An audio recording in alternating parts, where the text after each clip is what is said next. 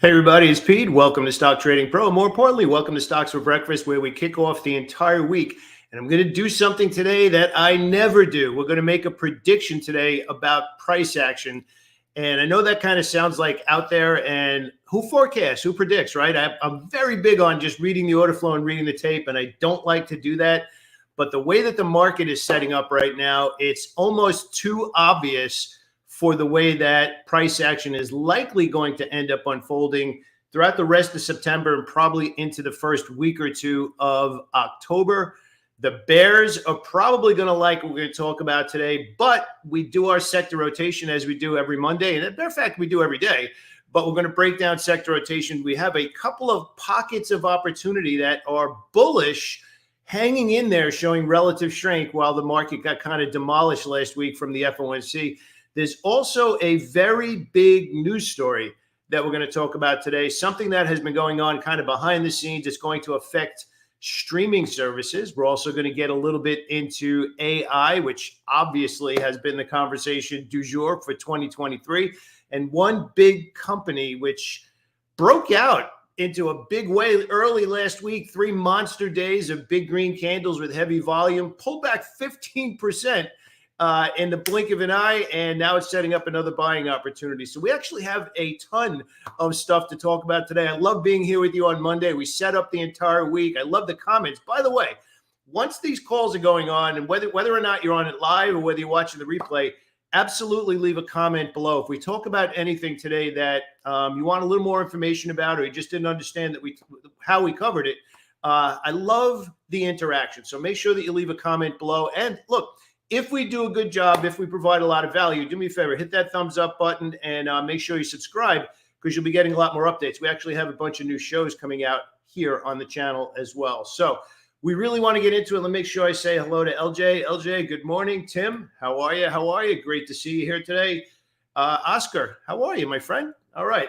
Okay, so first we're going to start out with the prediction, the big prediction that we're looking at in the S&P 500. And I want you to write down this number. One of the biggest things that we do in our community, and something that I'm very big on, is we kind of started out with predicting today. But when you understand how to read order flow and understand tape reading, there's really no predicting that needs to happen. Each stock has what it normally does. Now, that's just the natural function of the market. That's just the natural buying pressure back and forth. Now, what is interesting is that there are different types of moves for your stock based on whether or not you're in a bullish market or a bearish market. And I'm going to explain what I'm going to actually show you on the charts. I'm going to use the S&P 500 as an example for that. So just before we get started, I got to make sure I put this up on the screen.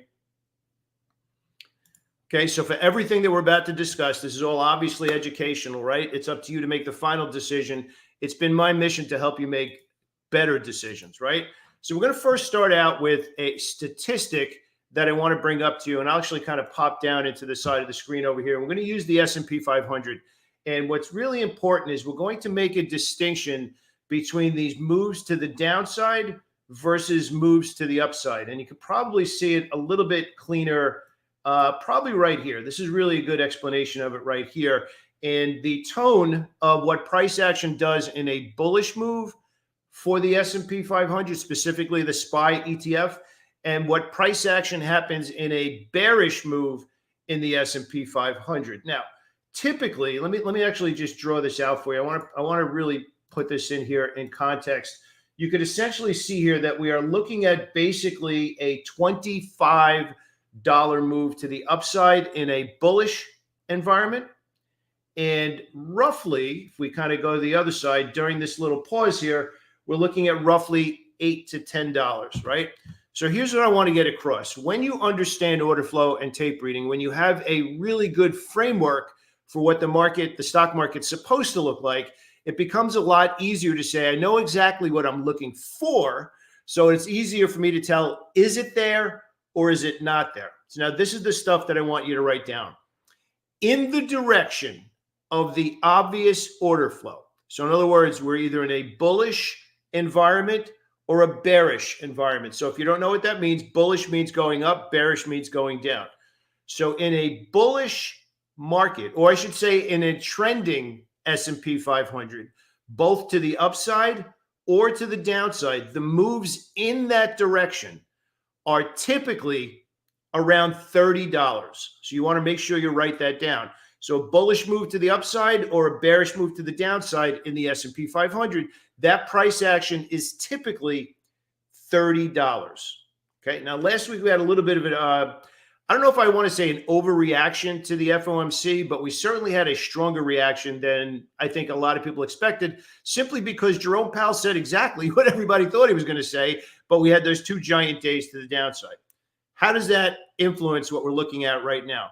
So if we know, again, when it's not really a prediction, that was kind of a way to get you into the conversation today. It's not really a prediction.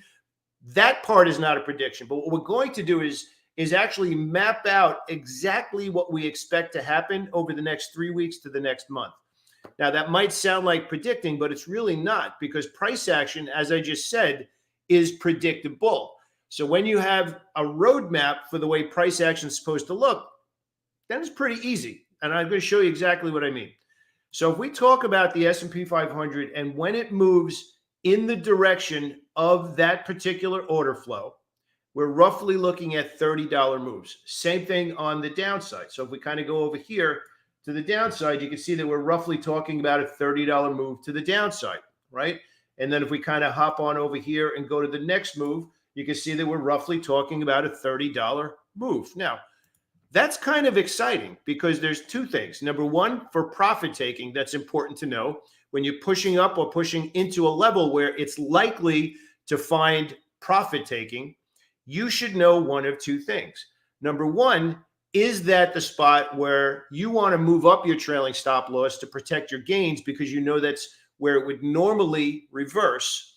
But here's the one that's even more importantly. If you have a stock, and I'm just going to use round numbers, if you have a stock that normally moves $10 and you get your entry set up, and wherever that entry setup happens, maybe a rally, pullback, you still have, let's say, $9 out of 10 based on your entry price for that particular setup. There's plenty of room to go based on what the stock normally does. So in that case, assuming you have an edge, you're good to go on that idea because there's sufficient profit potential, and because of your edge, it's likely to move in your direction. So you have good likelihood and you have good profit potential, right? But let's take the next trade. If we go to the next trade where you put the trade on and it's likely to continue going, but it's already moved 8 out of $10 of what it normally moves. Now, we call that the average true move, right? I consider the average true move and optimal entry something really unique because, you know, everybody knows overbought and oversold indicators, right?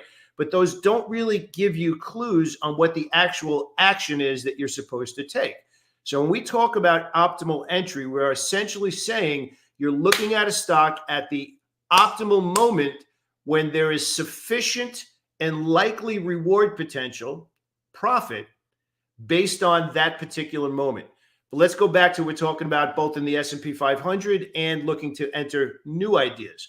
The second part of that, and the second really big lesson, is that when you understand what a stock normally does, which we call the average true move, then it becomes very easy to know, are you buying too late? And that's really a big thing because we talk about, and I have been talking about it for roughly 30 years now. Yeah, about that. Is once you understand the right entry, you then stop yourself from buying too late, which means that you are now keeping that money in your pocket as opposed to, again, raise your hand when you say, every time I buy a stock, it goes up for a day and then crashes on me. I get stopped out and then it does exactly what I thought it was going to do. That's a timing issue. And the way to fix your timing in a heartbeat is to understand what it normally does. Now, what does that have to do with the market right now? What does that have to do with predicting? So if we know that the market normally moves, the S&P 500 on the downside normally moves 30 points. That should tell us now, what did it just recently do and where is it in the big picture? So the S&P 500 reacted pretty strongly over here when Jerome Powell, which let me just kind of zoom this out. So right over here is basically where we're still kind of neutral. Jerome Powell came out and we had this big aggressive move to the downside. Now, What's interesting about that and where that move started, we're roughly looking at 450 down to roughly 430, right? So that's only 20 points out of what it normally does. But we also have to factor in a little bit more that the last 3 times price hit this level, buyers stepped up and defended that level. That's really important, right? So we need to understand what normally happens, what happened at that last time. And, actually, I just want to come back here 1 second. A lot of people get confused on support or resistance levels. And you've probably heard the term major support, minor support, right? Let's first define what support and resistance levels mean when you're using technical analysis. It's nothing more than where is the last significant place buyers or sellers stepped up and did something. Now, you might take that a little bit further, and we call that holding the bid or holding the offer, right? If it pushed down and buyers stepped up and did something, they held the bid. They got in there, advertised to buy stock, held it, and it stopped going down. So if we kind of tie that into the S&P 500, the SPY ETF, the last 3 times now we got down to this 430 level, buyers came in and defended it. We also have a very aggressive move to the downside based on what happened last week with the FOMC announcement and Jerome Powell, right? So raise your hand now if you understand, excuse me, the classic technical patterns like head and shoulders top, head and shoulders bottom, all those kinds of things, and also understand short covering.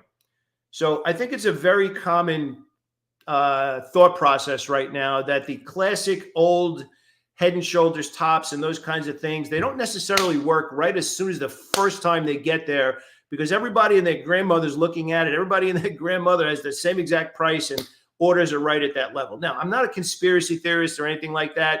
It's just more a function of the market. There's Mr. Market and all of us looking at it the same way. It seems to be over the last, decade maybe or so, head and shoulders patterns still form, but when it's super obvious, we tend to not get follow through on the first move. So now we're kind of getting into the predicting and paying attention to price action and whatnot. So when you combine that bigger picture head and shoulders top, you combine the fact that we are at a support level for the last 3 times and buyers came in and defended this level, and we have the overreaction from the market on Jerome Powell. We're going to talk about that in a second. You have a recipe where the market is most likely going to punch down today, back up a little bit, maybe for a day or two, hit that level that is a gap fill, which I'm going to show you in a second. Gap fills are very important, and then likely have whatever the next move is going to be. So I want to put that in English, right? I want to explain it to everybody so everybody, it's actionable. That's one of the most important things, right? We're at a really obvious support level in the market right now, right? We had this massive overreaction, and I'm going to talk about why in just 1 second. And we're sitting here. So right now, the buyers are going to be thinking to themselves over the weekend, was that news bad enough that we just let it go through this level? Or was it an overreaction? And is this an opportunity to buy? So we have 2 different things going on, and we have this level right here. So here's what I'm talking about. What I'm actually looking for is the market will most likely open lower today. Buyers will most likely come in and defend that level and maybe even push it up for a day or two. And we fill that gap, which is right around 438, maybe right around 440. If that happens, and it happens on lighter volume, then that will technically be a push down, a pause, and then most likely lead to another push lower, but not on the first push. Now, here's the thing I want to get across to everybody, and this is really where trading becomes kind of fun. When you're engaged in the stock market and you have the guts to kind of put yourself out there and say, here's what I expect to have happen next, that's your argument. That is the way that you look at the market. That's the way that you put the price action together based on what likely is happening next, what has happened in the past, and the way that the market's setting up right now. Like, that's kind of the roadmap, right? That's how I'm looking at the market right now. That's what I'm expecting to happen. And the only reason we choose to put money out into the market is because we have a pretty good chance or a pretty good idea of what is likely to happen next. Now, does that mean it is definitely going to happen? No, of course not. But if that's the way I'm looking at it, because of my years of experience, that's what's telling me is probably going to happen. But here's the thing that a lot of people mess up. And I want to talk about Disney for a second from last week, or maybe 2 weeks ago. Okay. And I'll get into that in just 1 second. Great traders build arguments. And if you aspire to get to the point where maybe you want to retire comfortably and have the stock market pay you, right? Or maybe you want to retire early and replace your paycheck with the stock market.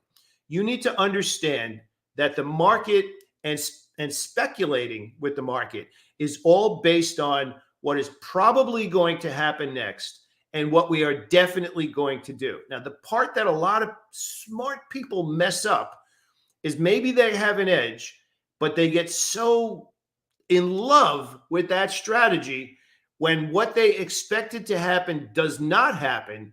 They lose all sense of reality, start trading emotionally, and they say they're right and the market's wrong. And that is an expensive way to think. So what I just mapped out for you is what I teach everybody in my community. And actually we have Tim here too. Tim, good morning. How are you, pal? And Tim can back me up on this. Everything we talk about in the community is what is likely to happen, what is the roadmap that tells us what's likely to happen, which in our universe is order flow and tape reading. So we have a perfect roadmap of that's what it's supposed to look like. Is it there? Great. Let's go get it. If it's not there, how far away from perfect is it? And then that means we're going to adjust up or down our position size, right? So I just did it on video, right? We're talking about what I expect to have happen this week. If it happens, I will trade aggressively, get in there with position size exactly the way I just mapped it out. If what I just mapped out does not unfold perfectly, that's fine too, because we have to remember when we take risk, when we choose to put a trade on, we're doing it because of a probability of what's likely to happen. Now, here's the part that everybody misses. Well, maybe a few smart people don't. Probability means most of the time. And this is the part that I want to get across, right? When we are choosing to accept risk, we're choosing to put our hard-earned money in the way, we are taking a risk, accepting risk because of what is likely to happen.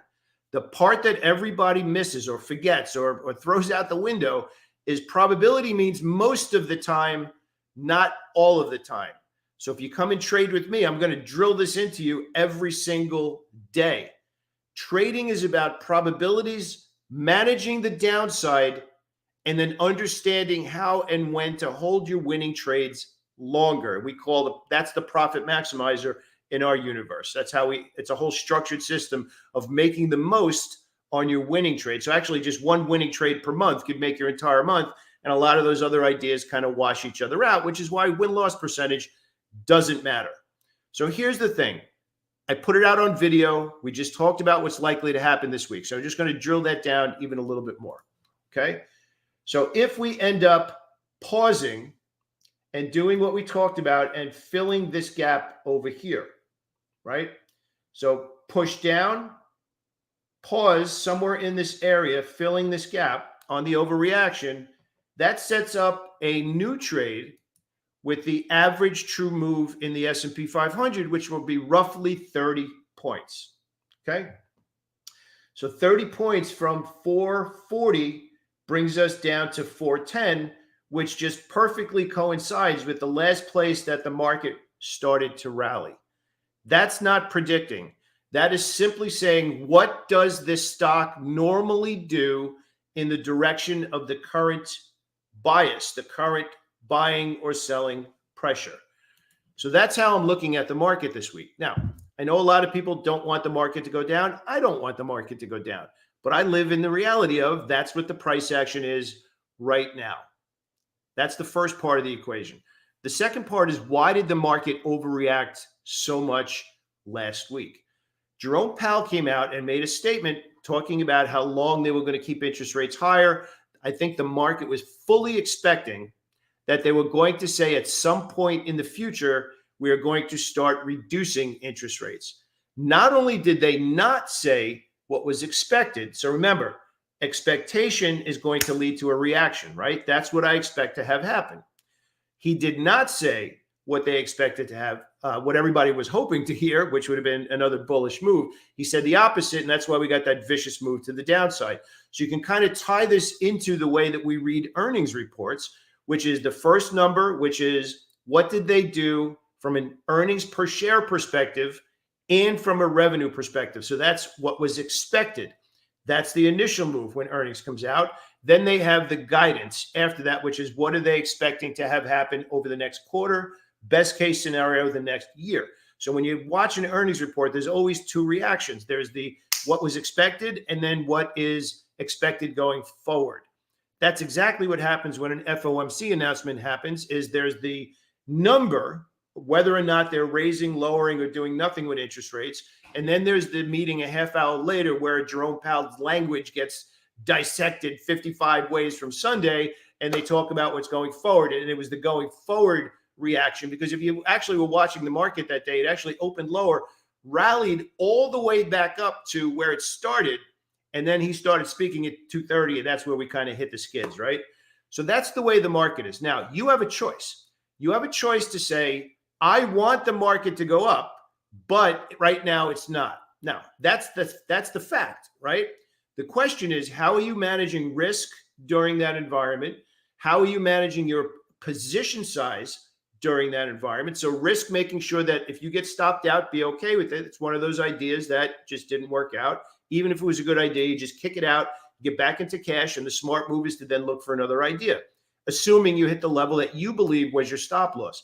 The second part is understanding what is the right position size for new trades. So if you want to be a buyer while the market's going down, that means we have to move up into different opportunities, which means now we need to be sector specific or stock specific. And most of what I'm looking at right now are stocks that are showing relative strength to the market going down. So what that essentially means is when the market's going down, these stocks are either going up or not going down. So they're kind of going sideways, which we would call holding the bid. So what I'm going to show you now is a couple of ideas that I have going into this week with relative strength. So again, let's go back to what I talked about at the beginning of today's call, which is none of these ideas are predictions. A lot of people make the mistake that, and I have this quote that I like to use, that the idea that got us to the trade is going to be a different strategy that will help us make money. So there's all of the ideas getting us there, which are setting up order flow and reading the tape. And then the second half, the back half of the trade, is the optimal entry and the profit maximizer, which is when do we get in at the right time and how do we hold those winning trades longer. So despite the fact that the market's going down, I have a bunch of ideas that I want to share with you right now based on relative strength at this moment, okay?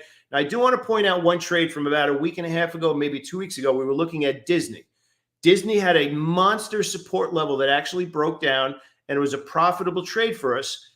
But our strategy says we have different positions where if it's moving in our favor, doing exactly what we want, we have a planned place to add more shares and then trail that trade as it moves in our favor. And this happened to be a short sale opportunity to the downside. So you can either short the stock or buy puts, betting that it's going to go down. Now, here's the interesting thing, and this is where we put our money where our mouth is.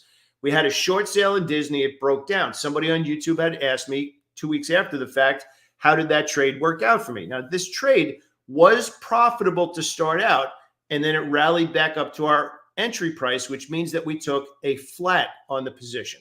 So the way that most of the trades work out that we do, that we put the trade on, then we have a second place where we add more shares if it moves a certain amount in our favor. Disney did that. After we entered the trade, it actually caught buying and then rallied back up to our original entry price.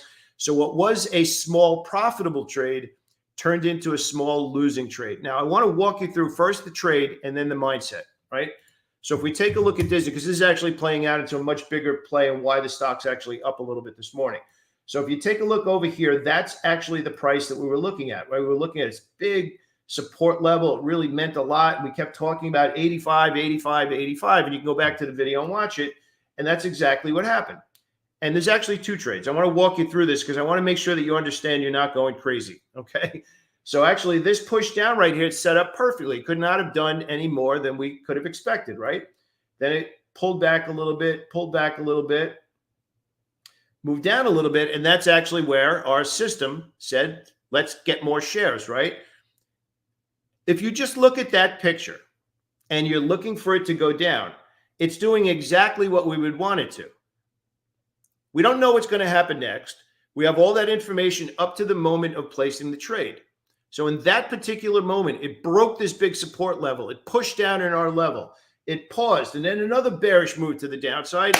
Great. Let's put some more shares on. Now, here's the part where a lot of traders just really need to understand the mental aspect of trading and really kind of just think things through without getting emotional about it. That was a really good idea that did exactly what we wanted to. And at that moment, you put on more shares and you're like, wow, this is fantastic, right? But you still have to be open to the fact that the market can do anything. Now, this is really where we really want the lesson that we want to get across.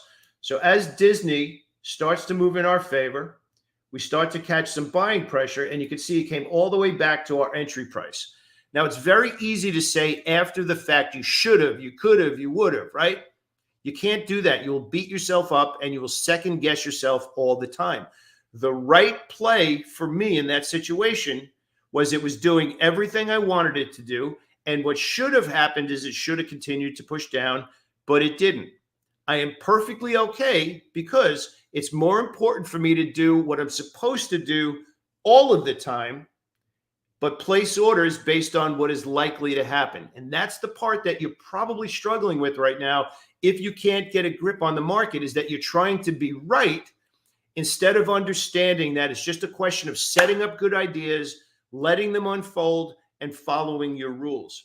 It's the consistency in following our rules, assuming you have them, where the consistency in our profits come from, not from being able to predict what's going to happen next. That's very, very important. So I forgot who it was, but somebody had asked me about that trade, and I said, I took a flat. It went down, moved in my favor, came back, and I got out at the same place. So here's the thing. I took a flat, which means that my original entry got back to the same price, and I got out at that price. The second piece was a small loss from where I added it up to where I got in the first piece. So the first piece I broke even on. The second piece I took a small loss on. Now let's think this through. This is really important. If you told me right now for the rest of my trading career on winning trades that start moving in my favor, I am always going to have a small loss, or if they continue in the direction I thought, a monster winner because I added as it moved in my favor. I would take that the rest of my life. And I hope you really understand that. Put the trade on, moves in your favor, add a little bit more. And at that point, you have a small loss or a big win because you have more shares and you understand, and hopefully you have something like we do, a profit maximizer, which tells you how to follow that trade in that direction. The problem that a lot of traders have, and maybe you're one of them, is you get all emotionally bent out of shape out of a trade that started out in your favor, came back, and now it's kind of in the phantom zone and you're not sure what to do. Have rules. Rules will keep you in the game long enough to start picking better stocks. And the reason I mean that is because picking better stocks, you will find a lot of those ideas when you're a better stock picker is they won't come back and shake you out. And you'll end up holding on to some of those ideas with a lot less stress. And that's really just a question of understanding what it means to read order flow and to read the tape. Better stock selection translates into easier trades. We covered a lot of stuff today. You're probably going to want to watch this video one more time, going all the way back to the beginning. So we're going to stick with Disney here for a second because there's actually a news story that we've been talking about that's kind of important, which is the Hollywood writers' strike. Now, we know that this is very much affecting everything. Obviously, probably two of the biggest ones are Disney and Netflix. And if you can see what Disney has done recently, let me zoom this out a little bit here. It's still kind of stuck in this box, but you can see it's up a little bit this morning, and Netflix. Now, that said tentative writer's strike. They didn't say it's over. However, if and when this thing starts to resolve itself, we're likely going to see a violent move back in the other direction, and then we're going to be waiting for the pause. It's that pause that will help us reset the risk on this new catalyst for a new idea in that direction. So what does that mean? That means that there's two things. There's your game plan and your tracking journal. Your game plan are stocks that you're looking at today and this week. Those are actionable right now at this moment. What we're talking about here in this for the streaming services is that now those are going into our tracking journal, and we are looking for the next headline that says, yes, indeed, the strike is done. We're going back to work, and we're probably going to see an overreaction in the other direction based on that good news. So because it's in your tracking journal, you now know to be watching for that headline for a potential trading opportunity if and when that writer strike happens. And now you're already going to know which stocks to take a look at. And that's kind of cool because now you're just being prepared, looking for a certain headline instead of looking for everything. Okay. So if we continue to take a look at the way the market's been trading, Amazon, which actually was looking fantastic about a week and a half ago and just got absolutely clobbered. I think this is a 15% pullback or something big like that, maybe a little bit less, but just over 12%, right? So Amazon now coming out with the buzzword of the year, right? AI, we're going to get into AI. We're going to start blah, blah, blah, blah, blah, right? So this is a potential catalyst to start paying attention to Amazon very much the same way that we were watching NVIDIA this year. NVIDIA's story on AI played out in a big way. SMCI story in AI played out in a really big way. This is a triple of the stock. Now, do I think Amazon's going to triple? No. However, we do have a stock that doubled this year, and this is getting into, and actually that's very awesome here. We're going to talk about that. Dell.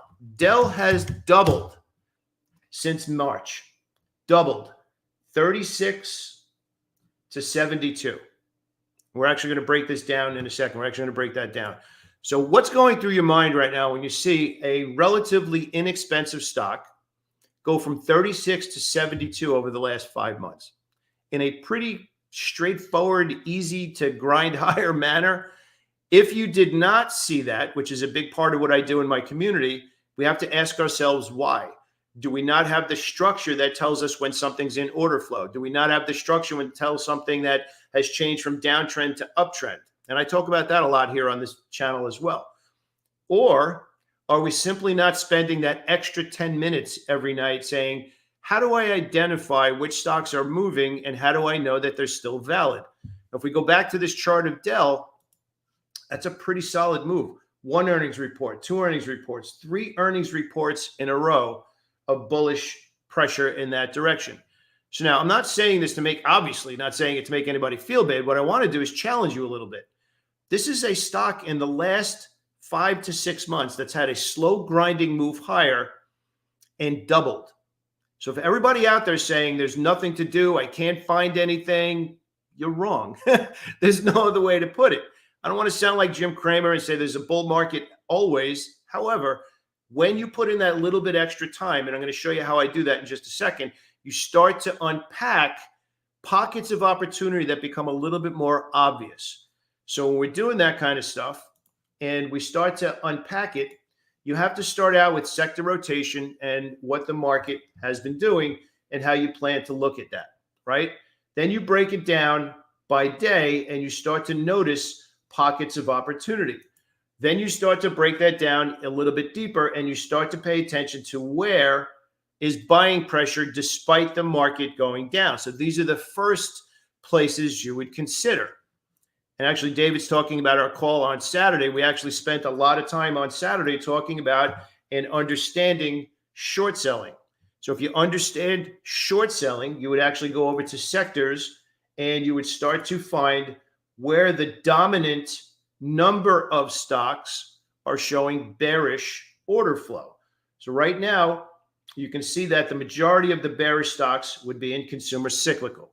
Then you start to work your way over a little bit deeper and you start to pay attention to which stocks are leading, which stocks are lagging. And we work our way through that. Healthcare has sprung up to the top of the list. We continue to work our way through those metrics. Then we work our way through the metrics and we take a look and see what kind of environment have we had for September. And you can see mostly bearish. So if you understand short selling, then you understand that the better opportunities for the month of September, and quite frankly, for most of August as well, have been on the bearish side of things. So there's 2 ways to handle that. You look to buy bullish stocks and hedge short sale ideas against your long. So basically what that means, I'll just keep it really simple. If you like stocks to be a buyer, and I'm going to use round numbers, so don't let the numbers spook you. If the market is bearish, but you have bullish ideas, stocks you'd like to buy, again, just round numbers, buying 1,000 shares of the stock that you like, and maybe short selling or buying puts of the stocks that are already bearish, which was that big list that I just showed you. So that's wrapping up everything we're setting into the week, but you want some ideas for today, right? So now we're going to actually break down sector rotation starting Monday, and we'll see how the market unfolds during the week. Remember, we don't know what's going to happen the rest of the week. We have all the information starting right now, and how that looks going forward. We'll keep reassessing that as the market unfolds. Very similar to driving. You get on the Long Island Expressway, you're on the road, nobody's with you, great. You step on the gas, get a little closer to Nassau County, all of a sudden there's traffic everywhere, you got to slow down. So adjusting and adapting to that new information is what trading is all about. It's not being stuck in your ways. It's this is what I see before the trade. Now let me pay attention as the trade unfolds, what that means for adding share size or maybe getting out.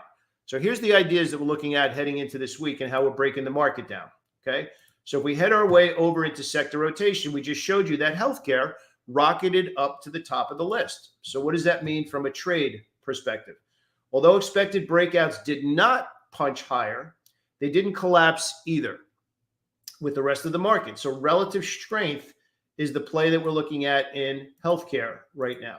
So more specifically, healthcare plans. So we're actually going up that power pyramid a little bit more to specificity within healthcare and healthcare plans. So you can visualize what the market did last week, and you can see that some of them have not only rallied, but they're sitting right at potential breakout levels. And this is the list that I'm looking at right now. You can see CI, actually a trend going back for the last 3 weeks. So healthcare plans. Drug manufacturers Amgen and AbbVie are also in uptrends and sitting right at levels. Now, this is really important. This is what's happening right now. These stocks are showing relative strength with the market going down. So it just makes sense that these would be the first stocks that I'd want to look at because they're already doing what I want them to do, which is going up. I know a lot of people make the mistakes of buying stocks that are going down because of how far they went down, but they are literally not doing what you want them to do. It's just easier when you can read the order flow, use your tape reading skills and say, those are the ones that I want to piggyback. Okay, so that's where we're starting the week out. They could go down. I don't care. This is what I'm looking at right now. And as long as they're doing what I want them to do or expect them to do, I will continue to look at them. If they do not follow through and go in the other direction, that's fine. I'll leave them alone. That's where you want to get to, unemotionally saying, all right, that's what I'm looking for. It's either happening or it's not. All right.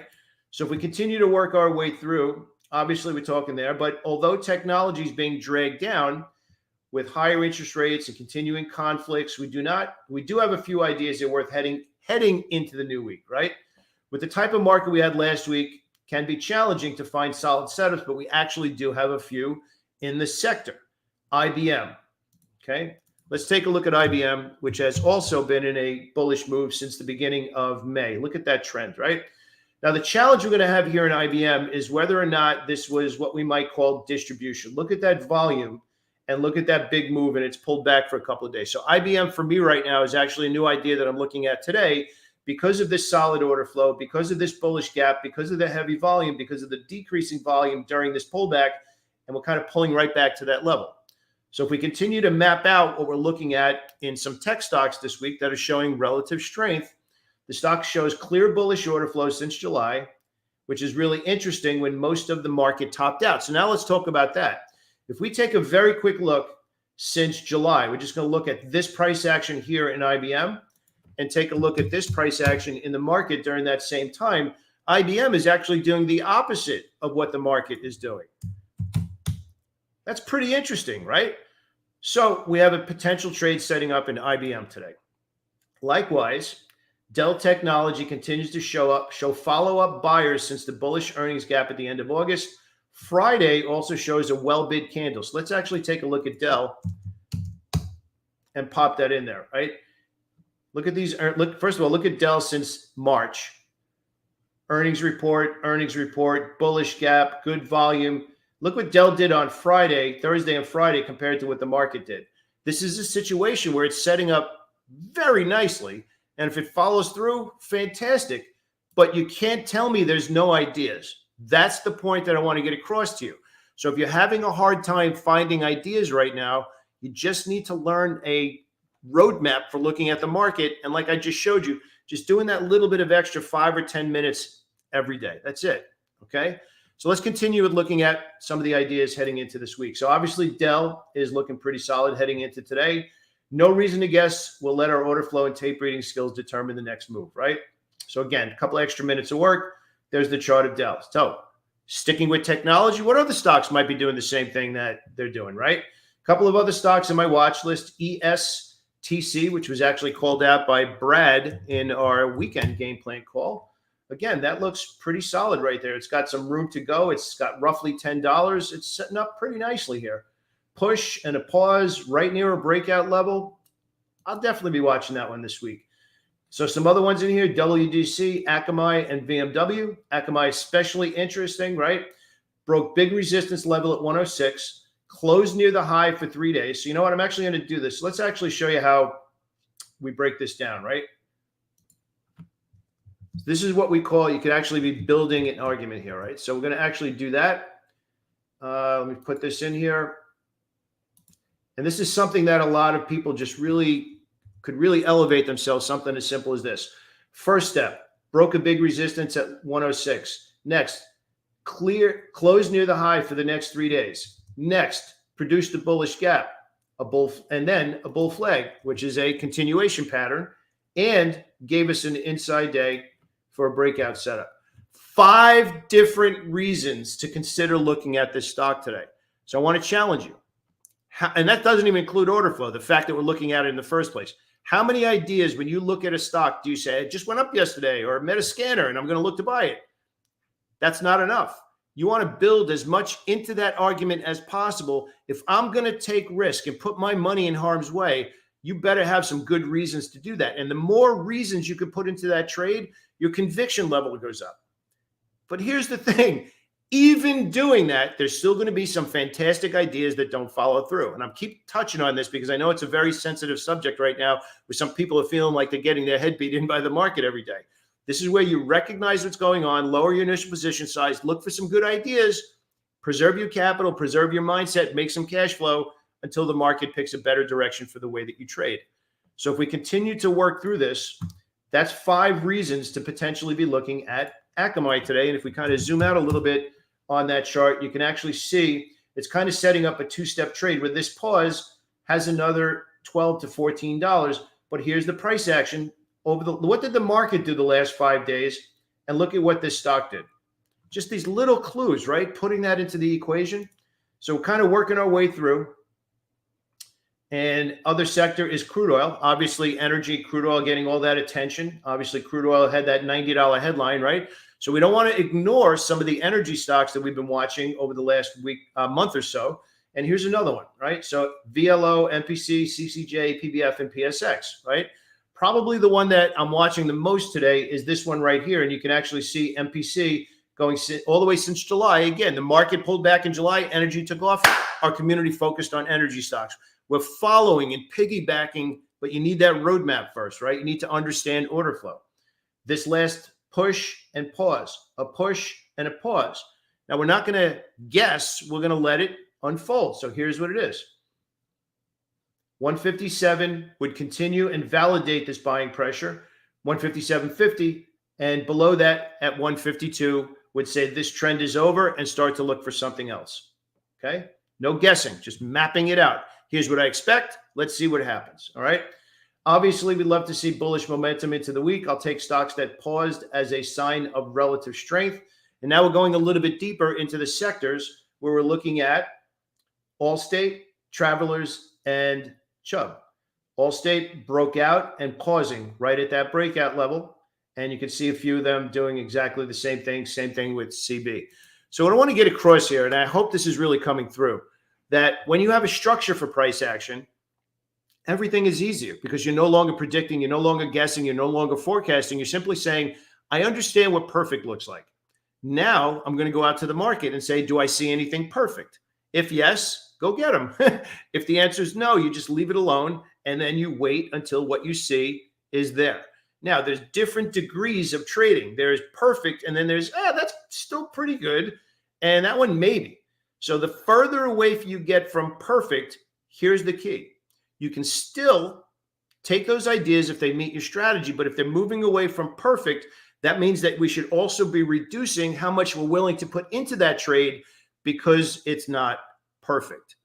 I hope this roadmap is really helping you understand there's ideas out there, there's stuff to do, and some of them are perfect, some of them are slightly away from that, some of them have potential change of trend here. If you understand the bearish side of the market, there's plenty to do right now.